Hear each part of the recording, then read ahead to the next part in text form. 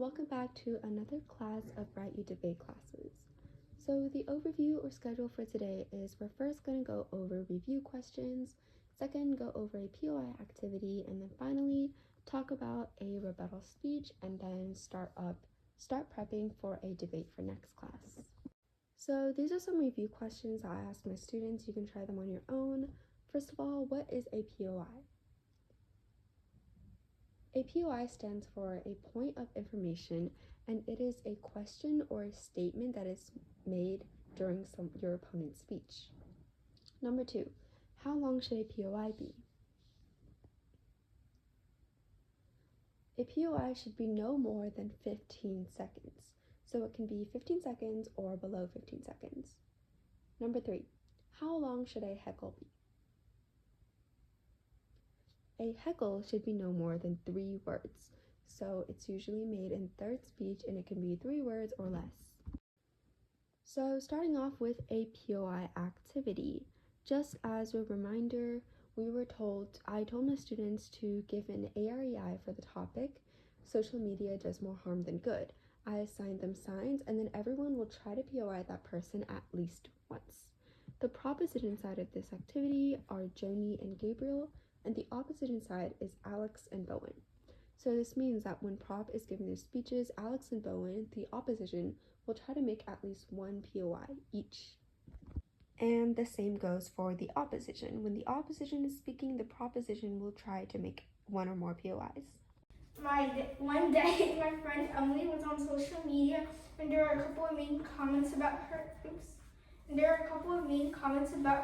Leading to mental health issues and depression. However, this didn't just apply to Emily.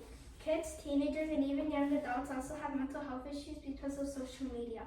Hi, my name is Gabriel, and I'm on the pro side of this debate, strongly agreeing that social media does more harm than good. In my roadmap, I'll be talking about my AREI. Social media does more harm than good because social media can be addicting. Social media can be addicting because many social media apps are structured around receiving likes or positive feedback from other users. This validation from friends or strangers can cause the brain to release the dopamine, the chemical in your brain that's tied to the reward center. According to McLeanHospital.edu, written by Francis Delamba, who is a licensed independent clinical social worker working with the Bradley School, the more time spent on social media can lead to cyberbullying, social anxiety, depression, and exposure to content that is not age appropriate. Social media also causes cyberbullying, which can lead to suicide, depression, mental health issues, and creates an intimidating, threatening, hostile, or abusive education. Sure.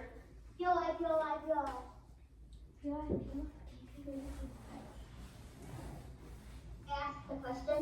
Yeah. How does social media lead to depression? Suicide. Because of cyberbullying. What about suicide? How does it lead to cyberbullying then? Mean comments, yeah.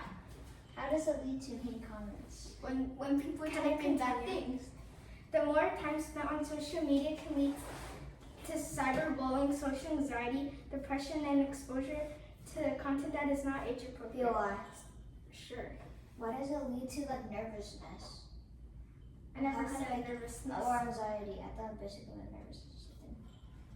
But how does it lead to anxiety and stuff? Social anxiety, because if other people make fun of your comments, you wouldn't feel really good about that.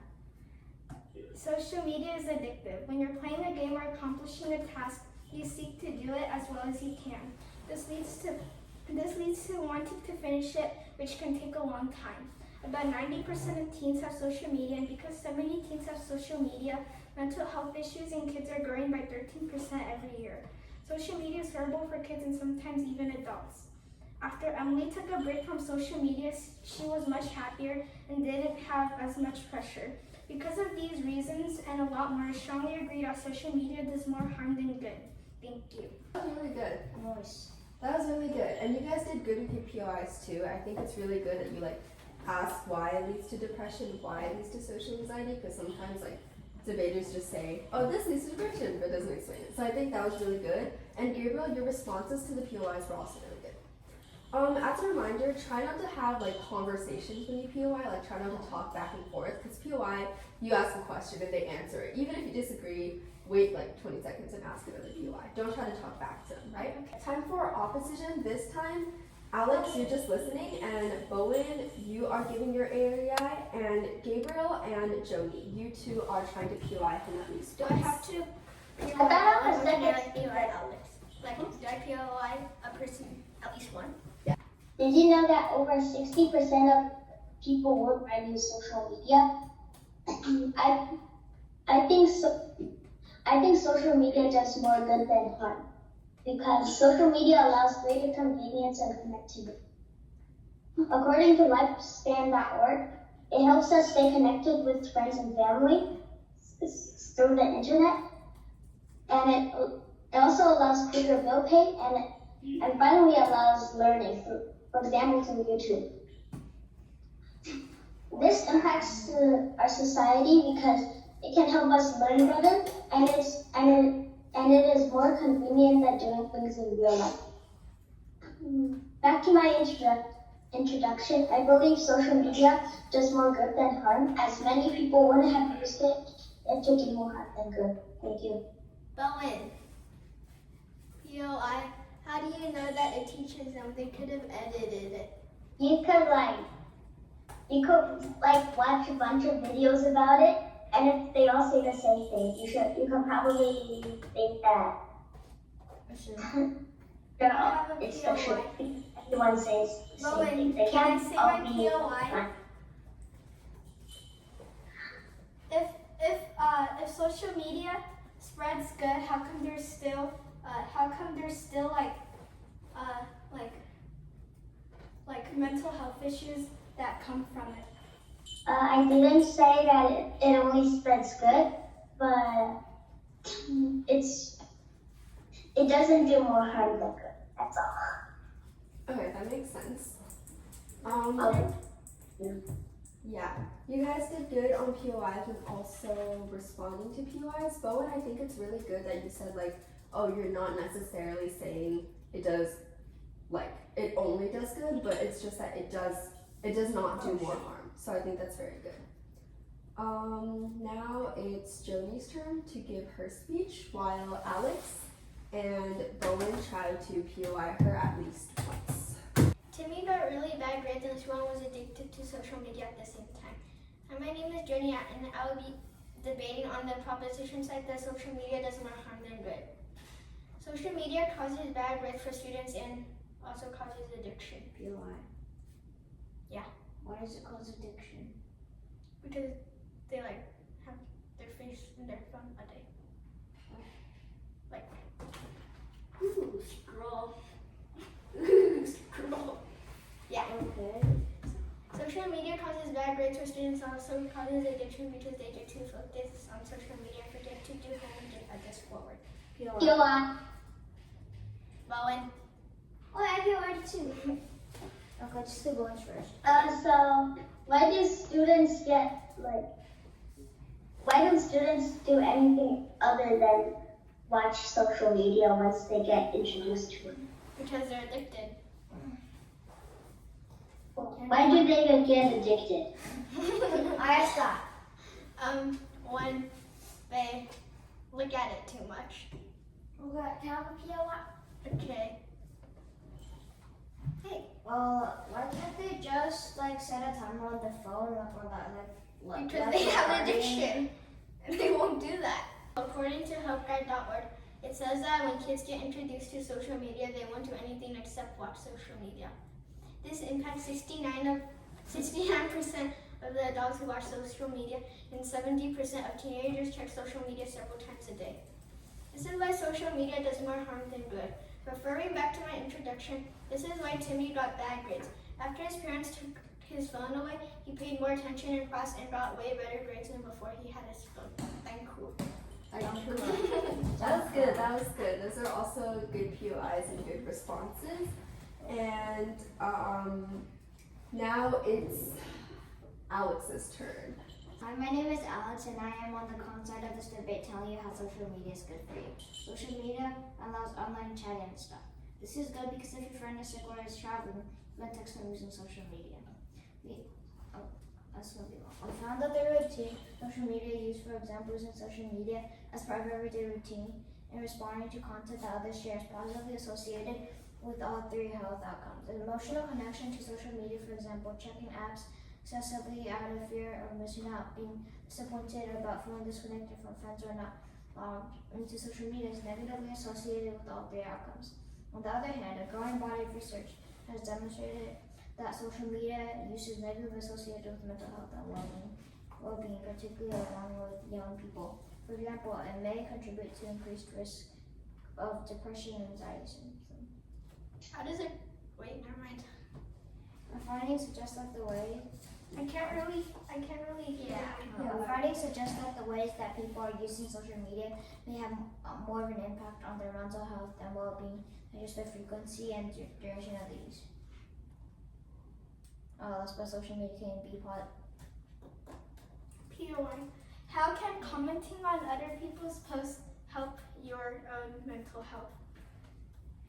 Maybe it can maybe help you like understand something to like recall or something. Now let's talk about rebuttal speeches. Rebuttal speeches are done by the third speakers of both proposition and opposition. Rebuttal speeches are basically the last thing that your team gets to say during the debate. It basically determines summarizing the debate and explaining why you win the debate. So how exactly do you win a debate and win a really good rebuttal speech? The most important thing to do as a third speaker is to weigh the debate. You want to compare your contentions and refutations with your opponent's contentions and refutations. This way you can compare them, compare and contrast, and talk about why yours are more impactful. There are lots of different ways to weigh the debate. Some ways are by logic and clarity. You could say that your reasoning made more sense than theirs. Or you could say quality of evidence. Your source was from a better expert, or you had a better source, or your information was more relevant to the debate. For example, if your opponent used Wikipedia, it might be good to use quality of evidence as one of the ways that you can weigh the debate. Next, it is important to keep in mind that you must have strong impacts during your rebuttal speech.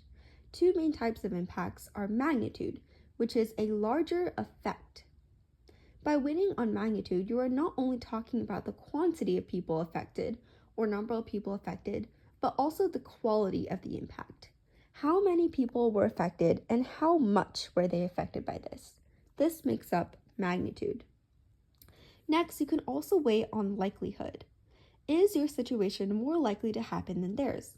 You can talk about how your arguments are more reasonable and everything that will happen is more likely to occur in your side of this debate than the opponent's. A weighing mechanism is the standard of how the judge will evaluate the debate. Not only the judge, but also the debaters. It is given before the definitions in a speech. So, you give your introduction, you say what side you're on, and you talk about what type of topic this is and your roadmap, and then you give your weighing mechanism. So what are some examples of weighing mechanisms that you can use? One of the examples is utilitarianism. It's a big word, so you can shorten it down to util. Utilitarianism means the greatest good for the greater number of people.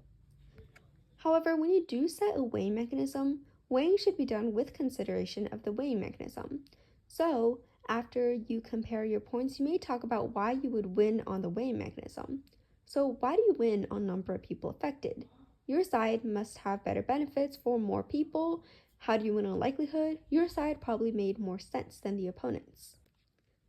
Finally, for homework, I assigned my students to write AREIs and prepare for the debate on the topic, "The rise of artificial intelligence should be paused."